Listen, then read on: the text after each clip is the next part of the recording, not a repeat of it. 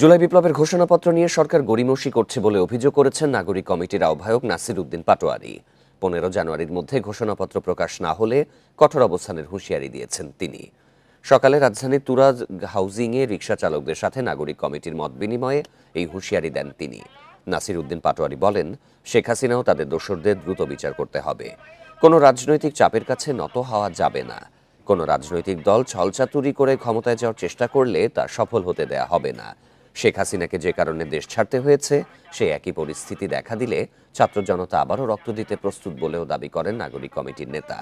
যেসব দলের নেতাকর্মীরা রাস্তায় চাঁদাবাজি করছে তাদের অবিলম্বে বন্ধ করার আহ্বান জানান নাসির উদ্দিন পাটোয়ারি। সরকার গড়িমসি করছে, সময় নিচ্ছে, ছাত্র জনতাকে ধৈর্য ধারণ করতে বলছে। আমরা সরকারকে স্পষ্ট করে বলতে চাই, আমরা যথেষ্ট ধৈর্য ধারণ করেছি, কিন্তু ভবিষ্যতে আমাদের ধৈর্যের বাঁধ আপনারা ভাঙবেন না। কিন্তু আপনারা সেই ডেডলাইনের মধ্যে একটি কাজ সম্পন্ন করতে পারেন নাই। আপনাদের প্রতি আমরা ধিক্কার জানাচ্ছি।